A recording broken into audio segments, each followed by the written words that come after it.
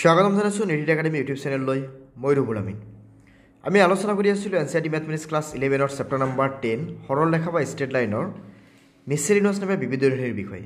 ইয়াৰ আগতে আমি exercise number 10.1, 10.2 আৰু 10.3 বিষয়ে আলোচনা কৰিছোঁ, যিকেইটা ভিডিঅ'ৰ লিংক ডেছক্ৰিপশ্যনত দিয়া আছে। যদি সেইখিনি বস্তু চোৱা নাই নিশ্চয় চাই ল'ব। আৰু আমি এতিয়া আলোচনা কৰিম কুৱেশ্যন নম্বৰ 17 মিসচেলিনিয়াছ নামে বিবিধ দৈৰ্ঘ্যৰ কুৱেশ্যন নম্বৰ 17ৰ বিষয়ে। ইয়াতে কোৱা হৈছে যে এটা সমকোণী ত্ৰিভুজৰ কৰ্ণৰ প্ৰান্ত বিন্দু দুটা 1, 3 আৰু -4, 1 হ'লে লম্ব বাহু দুটাৰ সমীকৰণ উলিয়াব লাগে। কুৱেশ্যনত আমাক কি কৈছে, আমি প্ৰথমে সেইখিনি বস্তু আমি ভালকৈ চাই লওঁ।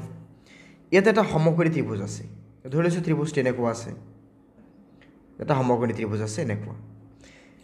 ইয়াৰ এটা কোণ তেতিয়াহ'লে কি আছে, 90 ডিগ্ৰী আছে। ধৰি লৈছোঁ আমাৰ এনেকুৱা আছে যে এইটো এ আছে, এইটো এ আছে, এইটো বি আছে, এইটো চি আছে। এ কোণৰ স্থানাংক ইয়াতে ধৰি লৈছোঁ আমি কিমান আছে, 1, 3, আৰু বি কোণৰ বাবে আমি ধৰি লৈছোঁ যে -4, 1। আমি এনেকৈ লিখিম যে সলিউশ্যন ধৰা হ'ল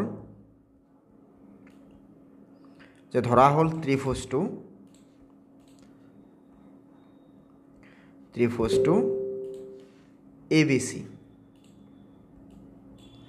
আৰু ইয়াৰ বিন্দু দুটা এত কিমান লিখিছোঁ 1, 3 আৰু বিত আমি কিমান লিখিছোঁ ইয়াতে -4, 1। অ'কে, এতিয়া আমি ধৰি লৈছোঁ ছাপ'জ AC ৰেখাৰ প্ৰৱণতা, এইটো AC ৰেখাৰ প্ৰৱণতা, ছাপ'জ AC ৰেখাৰ প্ৰৱণতা।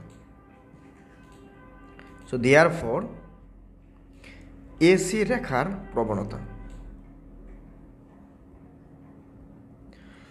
AC ৰেখাৰ প্ৰৱণতা কি আহিব ইয়াতে, ধৰি লৈছোঁ ছাপ'জ M, যে লেট AC ৰেখাৰ প্ৰৱণতা M।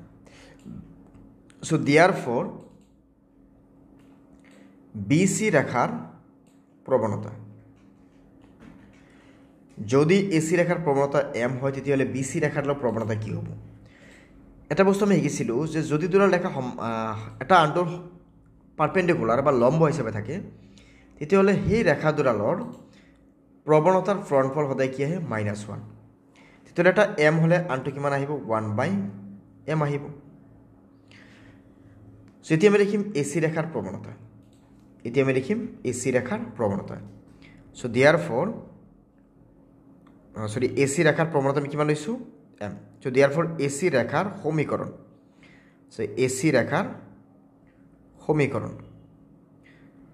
সমীকৰণৰ নিয়ম কি আছিল, যে y - y1 is equal to x - x1 whole into কি আছিল আমাৰ ইয়াতে, হোল ইনটু m আছিল, এনেকুৱা আছিল। আমি এই সমীকৰণ মতে আমি ইয়াতে ডাইৰেক্ট ভেলুখিনি বহাই দিম। আমি যদি ভেলুখিনি বহাই দিওঁ ইয়াতে কি পাম, প্ৰথমে ইয়াতে y - y1 কাৰ বাবে আছিল, AC।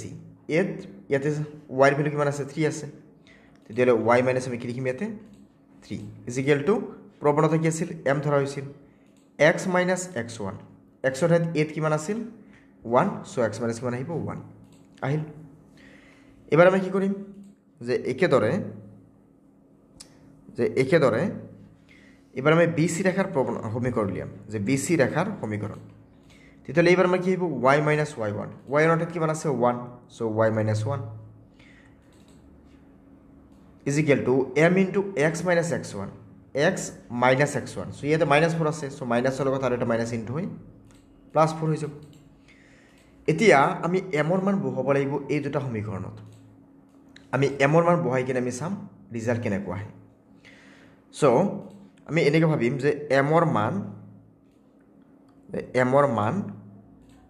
বহুৱাই পাওঁ। এমৰ মান বহুৱালে আমি কি পাম, যেটো আছে নাম্বাৰ 1, এইটো আছে number 2। m is equal to 0 হ'লে, m is equal to 0 হ'লে তেতিয়াহ'লে আমি যেতিয়া এইটোত আমি m ৰ ভ্যালু 0 বহাই দিম, তো 0 বহাই দিয়াৰ লগে লগে ইয়াতে কি আহিব 0 ইনটু x মাইনাছ x1 তেতিয়াহ'লে কি আহিব y minus 3 is equal two কিমান আহিব 0 আহিব তেতিয়াহ'লে আমি ইয়াৰ পৰা কিমান পাম যে y minus 3 is equal two 0 okay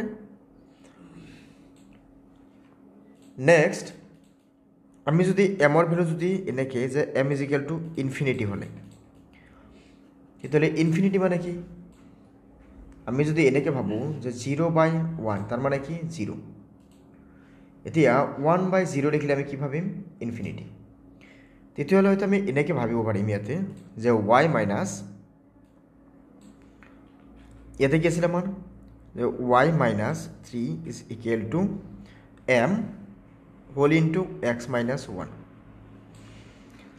তেতিয়াহ'লে y মানে আমি এবাৰ কি পাইছোঁ বা কি ধৰি লৈছোঁ আমি ইনফিনিটি যদি ইনফিনিটি হয় আমি এখানে ক্যালকুলেশন চাই লম তেতিয়াহ'লে y মাইনাছ 3 ইয়াতে ইনফিনিটি ইয়াতে কি আহিব x মাইনাছ 1 তো এইটোক আমি y মাইনাছ 3 এইটোক আমি 1/0 লিখিব পাৰিম x মাইনাছ 1 সো এতিয়া এই 0টো যদি লেফটত আহি যায় তেতিয়াহ'লে কি হ'ব মাল্টিপল হৈ যাব সো মাল্টিপল হোৱাৰ লগে লগে ইয়াতে এনেকুৱা আহিব যে y minus 3 into 0 is equal two 1 into x minus 1 তো এই গোটেইখিনি 0 লগত ইনটু হ'লে কি হ'ব 0 হ'ব আৰু ইয়াতে কি আহিব x মাইনাছ 1 আহিব ওকে তেতিয়াহ'লে আমি ইয়াৰ পৰা কি লিখিম যে ইনফিনিটি হ'লে ইয়াতে কি আহিব যে y is equal to infinity হ'লে x minus 1 is equal two 0 so একেদৰে আমি ইয়াৰ ক্ষেত্ৰত যদি আকৌ ভাবোঁ যে এইবাৰ যদি আমি এমক যদি লেফটত লৈ আহোঁ যে প্ৰথমে যদি এমক লেফটত লৈ আহোঁ তাৰপিছতখিনি যদি আমি ভেলুখিনি উলিয়াওঁ